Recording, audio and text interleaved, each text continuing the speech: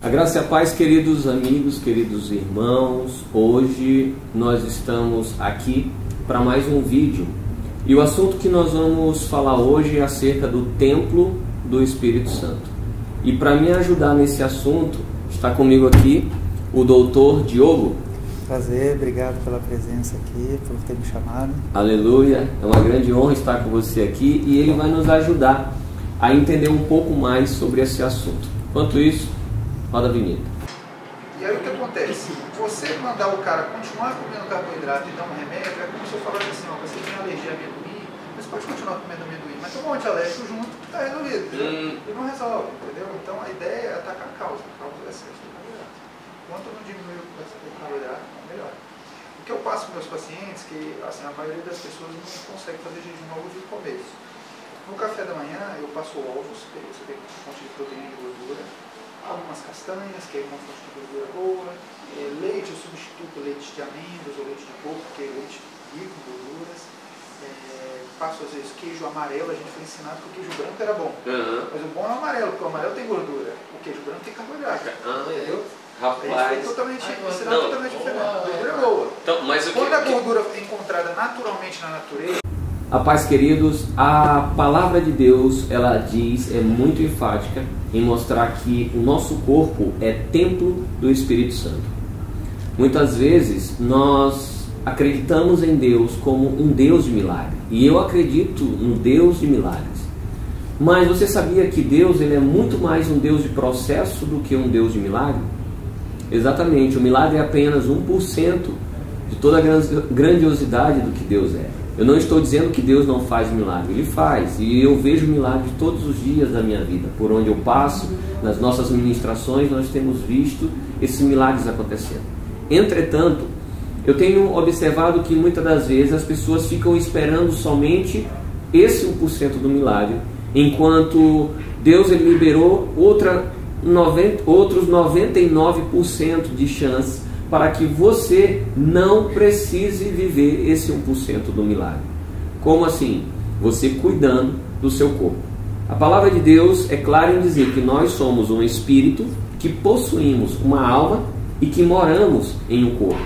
E o nosso corpo é templo do Espírito Santo. E se nós moramos em um templo, em um local que não nos pertence mais, mas pertence a Ele, nós precisamos cuidar desse nosso corpo, desse templo.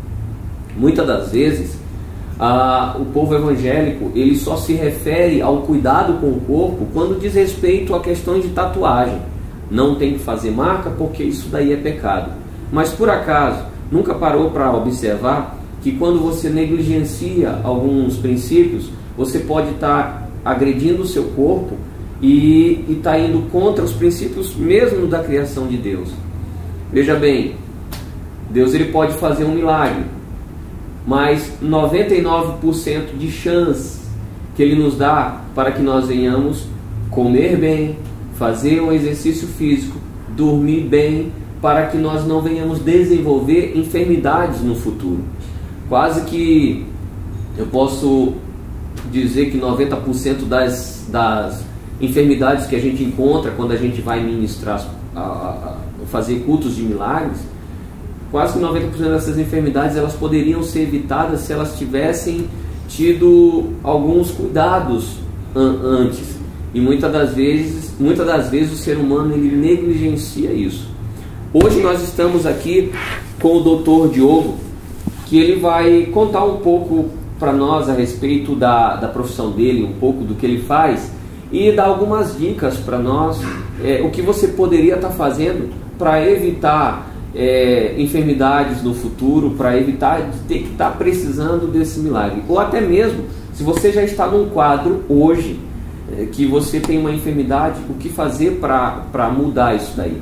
Nós estávamos conversando agora há pouco, né, e você até me contou de pessoas que você tratou e que foram totalmente curadas de diabetes. Diabetes é uma enfermidade que tem crescido muito. Não é isso? Mas se apresenta para o povo, fala um pouco da sua história, da sua profissão. Ótimo. Eu sou o Dr. Diogo Simão, eu sou médico, eu sou especialista em cirurgia geral, em nutrologia e medicina esportiva, né? Quando eu entrei na medicina, eu tinha o interesse de curar, de cuidar das pessoas, E a cirurgia geral, que veio primeiro como especialidade para mim, eu sempre gostei de operar e achava que operando eu conseguiria corrigir a maioria dos problemas de saúde que as pessoas tinham. Só que depois, com o tempo, eu fui vendo que a maioria das patologias que hoje, que na época eu operava, hoje eu vejo que dá para tratar de uma forma simples, só cuidando da saúde, do bem-estar, levando um estilo de vida saudável. Então, por exemplo, cirurgia bariátrica, eu praticamente não tenho operado mais. Cirurgias de vesícula, eu tenho conseguido corrigir os problemas de vesícula sem precisar operar os pacientes. Cirurgia de refluxo, eu também não tenho operado com grande frequência, porque todas essas doenças, elas vêm por uma alimentação ruim, pelo estilo de vida ruim, e à medida que a gente consegue corrigir isso, a gente consegue melhorar a saúde desses pacientes.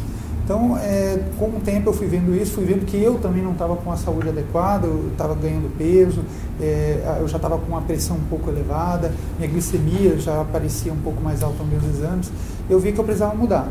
E foi na época que eu conheci minha esposa, que ela é chefe de gastronomia, eu comecei a me interessar mais por essa área da alimentação e vi que o cerne de tudo, de todas as doenças, realmente é a alimentação, é o estilo de vida. Porque você tem doenças que são consideradas doenças agudas, infecto-contagiosas, como dengue, malária. Essa não tem como você evitar através do estilo de vida. Você vai acabar pegando uma hora ou outra se você está num ambiente que tenha um vetor, um mosquito que possa transmitir isso para você. Agora, você tem doenças que é um grupo de doenças que a gente chama de doenças crônicas não transmissíveis. Essas são totalmente evitáveis com o estilo de vida. E você consegue até reverter essas doenças se você tiver um estilo de vida adequado. E a alimentação foi começando a ganhar importância na minha vida, eu fiz nutrologia e eu vi também que o exercício físico era importante. Então foi a terceira especialidade que eu fiz de medicina esportiva para também entrar nessa área do esporte. Hoje eu também me interesso muito pelo sono, eu acho que o sono também é importante. Até pensei em fazer uma especialização em medicina do sono, mas o Conselho Federal de Medicina só permite que a gente atue em 2 especialidades. Como cirurgia é uma coisa que eu já estou meio que saindo, eu praticamente só opero hérnia, porque hérnia é uma coisa que realmente não tem como reverter de uma forma não cirúrgica. Eu tenho caminhado aí para nutrologia e medicina esportiva, então eu tenho atuado basicamente nessas 2 especialidades. Aqui no consultório eu faço mais.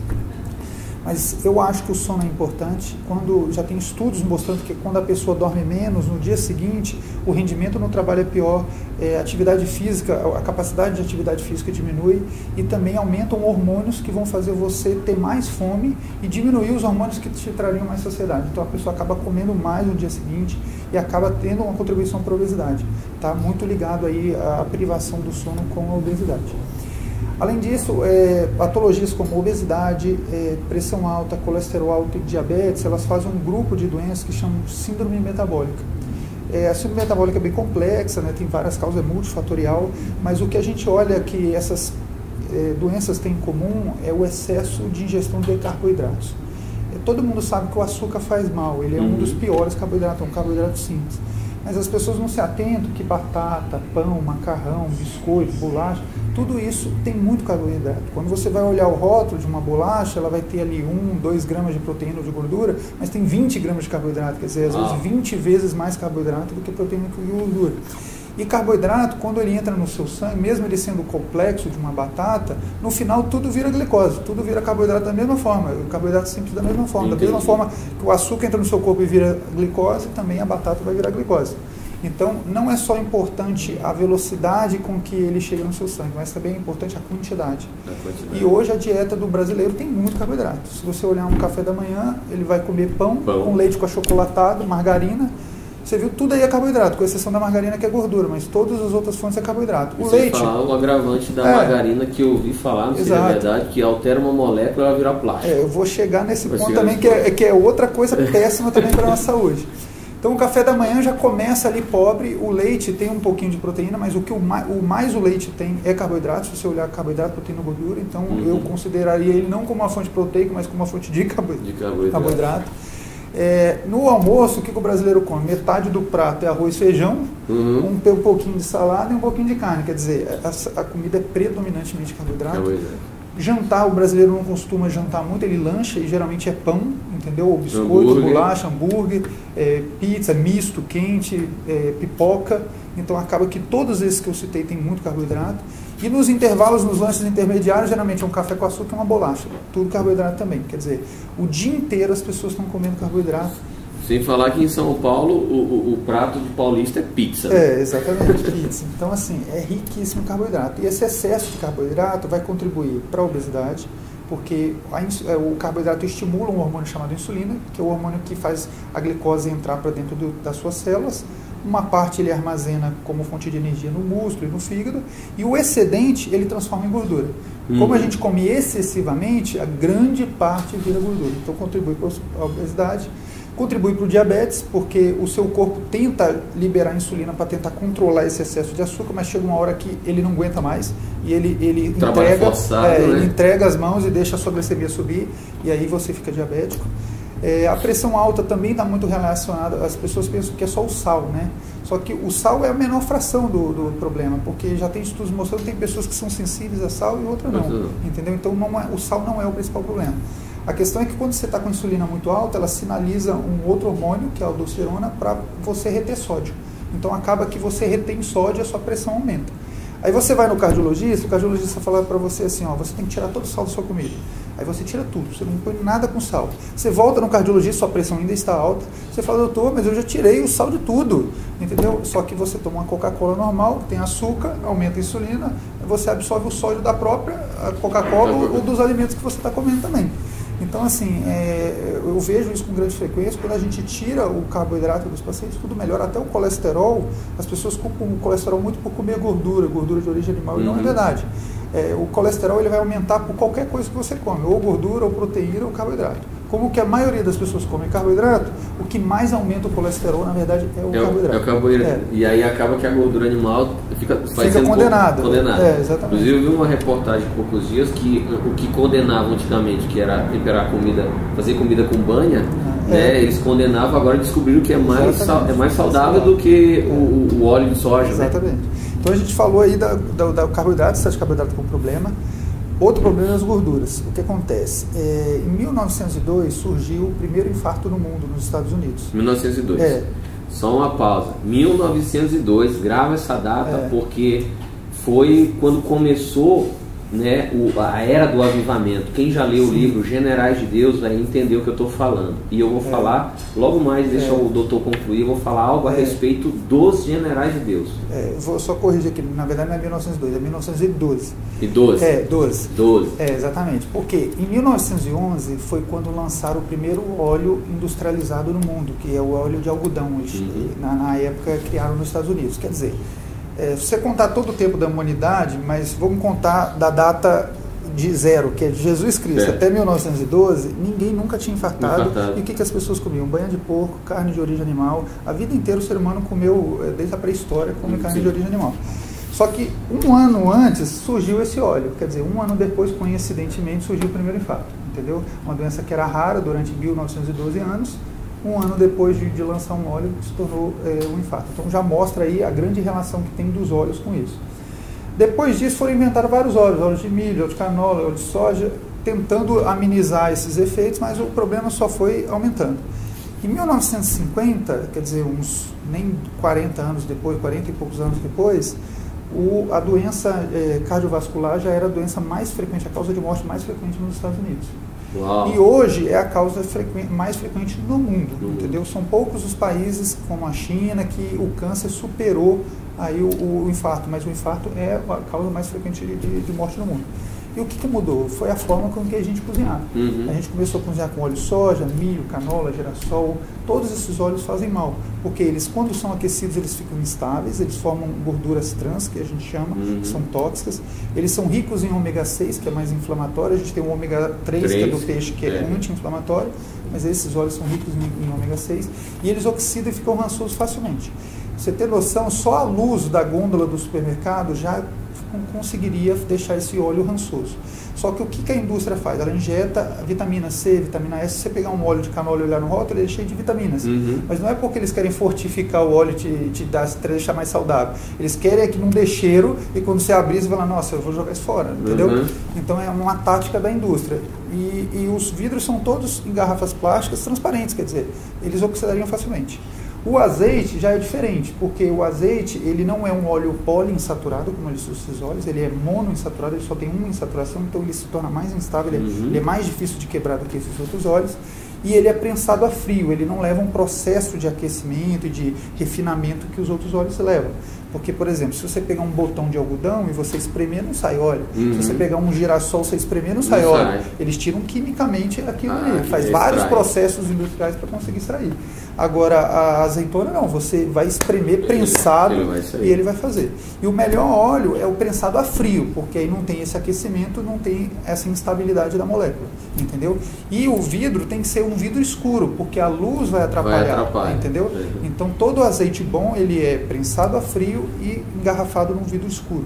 Agora você encontra óleos mais baratos que estão em latas, que aí vai absorver metal, que não é interessante, é sempre bom do vidro escuro. E o que acontece? Quando a indústria começou a vender esses óleos, para que eles conseguissem fazer as pessoas pararem de usar a banha de porco para usar o óleo, eles criaram todo um lobby de que a banha de porco fazia mal, que causava infarto, que entupia a artéria, entendeu? E também teve um cara na época que chamava Ansel Keys, que ele era um pesquisador, e ele para provar isso de que o óleo, a gordura de porco fazia mal, ele escolheu alguns países que tinham um alto consumo de gordura de origem animal e viu a taxa de infarto deles era alta. Escolheu 7 países e falou, ó, tá vendo, esses países comem mais carne e eles têm mais infarto. Só que ele excluiu todos os outros que não comiam muita carne e que tinham maior infarto. Então ele selecionou os que eram benéficos para ele. E aquilo virou manchete, foi no New York Times e tudo, e a sociedade abraçou e acreditou naquilo. Só que um estudo cheio de falhas, manipulado, manipulado, a gente não consegue levar isso, confirmar isso realmente, nenhum estudo atual confirmou essa hipótese. E um grande problema é que essa indústria, ela foi na Sociedade Americana de Cardiologia e começou a patrocinar a sociedade para que eles apoiassem isso, apoiassem esse óleo. Então até hoje a Sociedade Americana e a Sociedade Brasileira também apoiam esse tipo de óleo. Se você perguntar para qualquer cardiologista, ele vai falar que o óleo de canola é o melhor óleo para se cozinhar. E a Becel, por exemplo, que é uma margarina, ela leva o selo da Sociedade Brasileira de Cardiologia como se fosse algo saudável.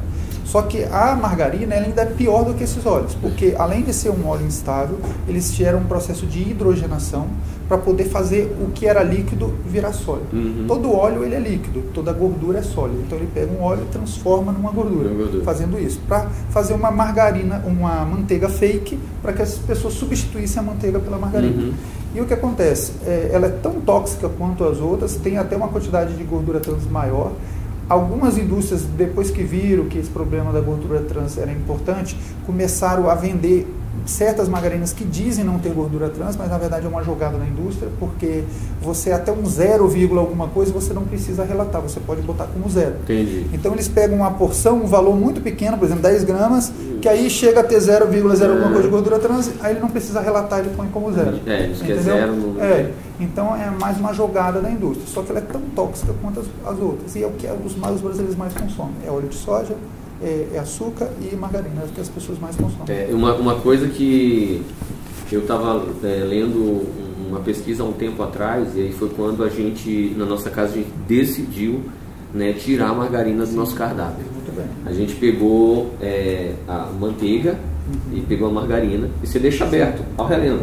E vê o que acontece. A margarina continua igualzinho, do jeito não dá nem barata. Nada, moço, barata, nada. A manteiga, ela criou mofo, bolouro e tal, e até que apodreceu. Então, porque ela é orgânica, né? É um alimento vivo. É a mesma coisa com leite. Se você pegar um leite direto da vaca e você deixar aqui, ele vai azedar. Agora, o leite de caixinha, ele fica 1 ano, 2 na gôndola do supermercado, não estraga. Quer dizer, ele não é mais um alimento vivo. Aí eles falam assim, mas o processo de pasteurização é para proteger, de esterilizar as bactérias. Só que hoje a gente vê que bactéria também é bom. A gente tem bactérias boas no nosso intestino. Então você esteriliza o leite, você tira as bactérias boas, você tira as bactérias ruins, tudo. o calor desnatura as proteínas, você tira toda a qualidade do leite. E o próprio Pasteur, que criou esse processo de pasteurização, no leito de morte dele, ele confessou, falou, olha, está tudo errado, o que eu falei está tudo errado, só que ninguém volta mais atrás, né? Virou um dogma isso aí. É isso aí. E falando sobre o livro Generais de Deus, você que está nos assistindo, se você puder comprar e ler esse livro, foi um livro que foi fundamental para o início do meu ministério. Quando eu estava começando a me mover no sobrenatural de Deus, eu li esse livro para entender a vida dos generais de Deus, os homens que faziam grandes cruzadas, e em uma cruzada milhares de pessoas eram curadas de uma vez só. E eu estudei a vida deles. Os Generais de Deus, esse livro, eles são 3 volumes, quer dizer, são 5. Eu descobri, tem poucos dias, que ao invés de 3 volumes são 5, mas apenas 3 estão traduzidos para o português. E eu fui ler a história deles, e tem algo que é unânime, quase todos ali. Eles não tinham cuidado com a vida, com a saúde deles. Então, por exemplo, você vai ver os generais lá que eles praticamente não dormiam 2 horas só por noite. Não dormiam. Comer, não comiam. Veja, o jejum, ele é bom espiritualmente, ele vai te levar a uma nova dimensão, mas é comprovado também pela medicina. Eu li um estudo, você me corrija se eu estiver errado, li um estudo que fala que o jejum ele é bom para a saúde. Sim. Que ele vai estimular uma área do organismo a produzir não sei o que lá, eu não entendo muito. A história do jejum é o seguinte, antigamente tinha essa ideia de que você precisava comer de 3 em 3 horas e achava que o café da manhã era melhor, a refeição mais importante de todas. Eu cresci ouvindo isso. Na verdade, esse lobby veio pelo Kellogg's, que foi o criador dos sucrilhos, e ele colocou a ideia de que comer de manhã era importante porque ele vendia sucrilhos, então hoje ainda o café da manhã da maioria das pessoas, então sempre teve esse interesse econômico, e ele era da Igreja Adventista. A Adventista ainda tem até hoje uma forte influência sobre as diretrizes alimentares, tentando impor essa questão do vegetarianismo, e até últimas diretrizes que foram lançadas, eles sempre tentam colocar essa questão de ter muitos vegetais e fugir da carne vermelha. Mas voltando ao assunto, o jejum é importante por quê? Porque durante o jejum você renova as suas células. O seu corpo, por exemplo, os seus músculos, eles não são os mesmos de ontem, de anteontem e do ano passado. Sim. Eles vão sempre renovando, sempre existe construção e desconstrução, sempre existe com todas as células do seu corpo, com ossos e tudo. E quando você está no período de jejum, é o período que ele vai fazendo essa reciclagem, entendeu? Agora, quando você come, você interrompe essa reciclagem, porque você entra num estado de anabolismo. Agora, a opção é crescer, é multiplicar. Quando você está no jejum, você gera esse catabolismo e vai fazendo essa renovação. Então, o jejum hoje a gente vê que é muito importante, para emagrecimento é essencial, para pessoas que querem melhorar a função cognitiva, e também hoje a gente consegue ver até que cura doenças. Por exemplo, a epilepsia era uma doença que eles perceberam em 1920, quer dizer, já tem quase 100 anos isso. Descobriram que o jejum melhorava, as crianças que tinham 20 crises por dia, melhoravam quando faziam jejum. Só que não dava para deixar esses pacientes em jejum prolongadamente. Então eles criaram uma dieta que se chama dieta cetogênica, que é uma dieta que metabolicamente ela mimetiza o jejum. Mesmo que você esteja comendo, metabolicamente ela está fazendo o mesmo processo. Entendi. E a dieta que eu pratico praticamente para todos os meus pacientes, eles têm curado de diabetes, curado de pressão alta, curado de colesterol, cura também da epilepsia, entendeu? E também tem relação também com o câncer.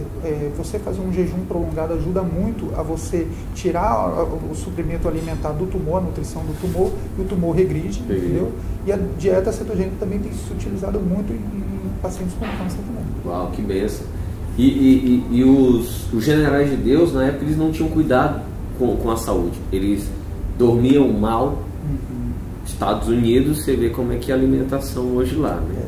Péssimo. Pra você ter uma ideia, foi um casal de pastores que eu tenho treinado, e eles foram ministrar lá, e eles falaram, olha, pastor, o McDonald's lá é terrível, aqui a gente ainda tem uma saladinha no hambúrguer, lá não tem, é o pão e o hambúrguer e só, né? Então, os generais de Deus lá, se eles não cuidavam do sono, a alimentação também devia ser terrível, né? E a questão do jejum, eles faziam jejuns prolongadíssimos, e aprenda isso, se o jejum está prejudicando a tua saúde, não pode, Deus também não vai se agradar.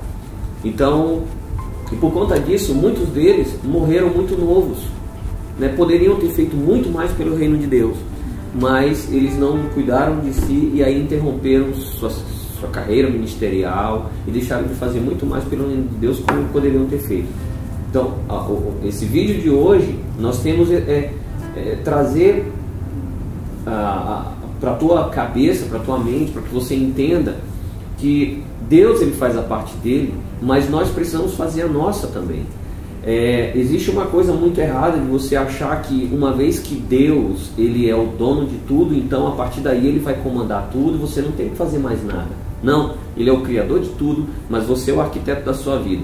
Então tem coisas que ele não vai fazer por você. Ele te deixou aqui, ele te deu o livre-arbítrio para você escolher tanto o que é certo, o que é errado, mas escolher dentro do que é certo, aonde você quer chegar. Inclusive o que diz respeito à tua vida no geral, à tua saúde, né, o teu condicionamento físico.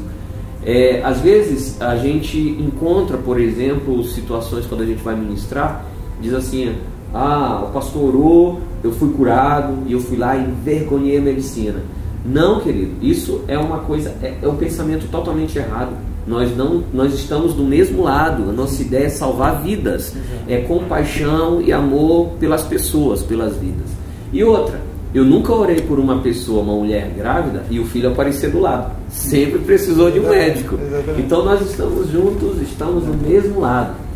E eu queria perguntar para o senhor, você dá uma dica, um alimento que a pessoa, por exemplo... antes disso, eu vi uma live sua, eu achei incrível aquilo. Eu até marquei minha esposa, você falando da tapioca. Exato. Que é um vilão. Que o que acontece? As pessoas começaram a ganhar um gosto mais pela tapioca. A tapioca já existe há bastante tempo, né, no Nordeste, mas as pessoas começaram a ganhar um interesse maior na tapioca porque viram que o glúten era um problema e ela era uma opção de um pão sem glúten, né? Você poder ainda comer algum carboidrato que não tivesse glúten. Comparado com o pão, realmente ela é melhor por essa questão do glúten, mas em questão de engordar, ela engorda mais do que o pão. Por quê? Porque quando você vai ver o percentual de carboidratos que ela tem um percentual de carboidratos maior do que o pão. E o pão tem outras coisas que vão levar ali na massa. Agora, a tapioca é carboidrato puro. Você tira a fibra, você tira a água. É muito melhor você comer, por exemplo, uma mandioca cozida do que comer uma tapioca. Uma tapioca. Uau, eu achei isso daí incrível. Até marquei minha esposa. Eu sou nordestino, né? Sou de São Luís do Maranhão e tapioca era algo que a gente, né, tinha 100% do dia. É legal. Mas fale pra gente aí uma dica, né? O que comer, o que tirar, o que colocar. Eu acho que assim, para você que está em casa, a principal dica é o seguinte: diminuir o consumo de carboidratos. A gente come muito mais carboidrato do que a gente teria acesso, por exemplo, numa época primordial, quando a gente era homem das cavernas, por exemplo. Você tinha muito mais acesso a carnes, pouco acesso a frutas, porque as frutas davam em estações. Hoje em dia você come banana o ano inteiro, entendeu? Então eu acho que isso não é normal. E você observou que a banana não tem mais semente, né? Exatamente. Sumiu. Várias das frutas sofreram muitas mutações genéticas, muitas delas são transgênicas, né? Então eu acho que assim, é comer frutas da estação, diminuir a ingesta de carboidratos, não comer de 3 em 3 horas. O homem das cavernas provavelmente não comia de 3 em 3 horas, ele comia quando ele tinha fome. E se você está tendo fome de 3 em 3 horas, é porque o seu metabolismo não está legal. Eu hoje faço 2 refeições ao dia, eu almoço e janto, e para mim ficou muito bem. Então o jejum se tornou uma coisa natural para mim, porque eu não sinto fome. É como você falou, eu não acho que tem que fazer um jejum forçado. Sim. Meu Deus, estou morrendo de fome, a hora não chega. Eu acho que aí não é legal o jejum. Eu acho que seu metabolismo tem que funcionar bem para você não comer, porque você não está com fome. Isso seria o normal das pessoas comerem. Outra coisa é excluir açúcar. O açúcar nunca é bom, porque o açúcar não tem nenhuma vitamina, não tem fibra, não tem sais minerais, não tem nada, ele só tem carboidrato. Ele é 100% carboidrato. Então, acho que todas as fontes de açúcar você tem que tirar da sua vida. Aí entra o problema dos adoçantes. Os adoçantes artificiais que a gente conhece no mercado, aspartame, sacarina, sucralose, todos fazem mal. A maioria deles foram descobertos por acidente. Eles estavam fazendo às vezes um inseticida, fazendo uma tinta, aí viram que o negócio era doce e falaram, oxa, vamos vender como adoçante, é melhor do que vender como um produto químico. Então assim, eles não são saudáveis. Os melhores adoçantes para se utilizar é o stevia, que ele vem de uma planta, né? É algo saudável, só que ele tem um gosto amargo no final, que nem todo mundo gosta. mas eu acho que você tem que treinar o seu paladar para um paladar mais amargo, porque quanto mais doce o seu paladar, mais vontade de doce você vai ter. O açúcar vicia, já tem vários estudos que mostram que ele vicia mais que a cocaína. Sim, é altamente viciante. E a indústria sabe disso porque ela põe açúcar mesmo em coisas salgadas. Se você comprar uma bolacha, água e sal, ela tem açúcar, mesmo ela sendo salgada. Por quê? Porque a ideia ali é viciar a pessoa mesmo, entendeu? Então, diminuir a ingesta de açúcar, consumir frutas da estação, as gorduras, cozinhar ou com banha de porco ou manteiga, que são de origem animal, de preferência a manteiga ghee, que é uma manteiga que ele tira a proteína e o carboidrato da manteiga, ela fica só a gordura, porque o problema em qualquer derivado lácteo é o carboidrato, a lactose, e a proteína, a caseína, que é o grande problema. A gordura já é mais aceitável. Então essa manteiga ghee ou clarificada, que no Nordeste eles usam como manteiga de garrafa, então é só gordura, ela é interessante. Do reino vegetal, os únicos óleos que eu acho interessante para você utilizar é o azeite e o óleo de coco. Todos os outros óleos, margarina, não vale a pena. O Dr. Diogo, ele tem, eu conheci ele na escola de cura e avivamento que nós temos, e eu não sabia que ele era doutor. A gente conversou lá, e aí depois ele me adicionou no Instagram, eu fui ver, eu disse, olha, ele é médico, e aí eu chamei ele para estar fazendo essa entrevista conosco, que aceitou logo de cara. E ele tem um canal também, e eu vim várias vezes, vi várias dicas muito legais que têm ajudado a gente, né, no cotidiano, para a gente cuidar da nossa saúde mesmo, né? Eu quero viver isso, eu me permitir pelo menos mais uns 100 anos fazendo a obra de Deus, saudável, né, assim, com toda a potência, todo o vigor. Fala pra gente aí o seu canal, como encontrar você lá no YouTube. No YouTube eu estou como Dr. Diogo Simão, né? Dr. Diogo Simão. Eu também estou no Instagram, no Facebook, no Pinterest, no LinkedIn, todas essas redes sociais, no podcast. Então a pessoa pode me encontrar em todos esses canais. Amém. Eu vou deixar todos os links aí do como encontrar ele na descrição aí do vídeo. Aí você entra lá, segue ele e acompanha todas as dicas. Eu acredito que isso vai mudar a sua vida. Você que tem nos acompanhado, fica com mais esse vídeo. Eu acredito que depois desses vídeos, dessas dicas, você vai começar a pensar mais no teu cotidiano, porque acredite, é uma coisa que eu tenho falado muito desde a virada do ano. Deus, ele é o criador de tudo, ele criou absolutamente tudo, mas você é o arquiteto da sua vida. Você pode determinar e fazer a sua vida do jeito que você quer, em todas as áreas, inclusive na sua saúde. Em breve, nós traremos um outro vídeo que vai complementar esse que nós estamos fazendo. Vamos falar só sobre exercícios físicos. Eu acho que eu vou já até combinar hoje com o doutor, né, já que ele tá nessa área também. Vamos fazer outro vídeo em breve. Um grande abraço, beijo no teu coração e até o próximo vídeo.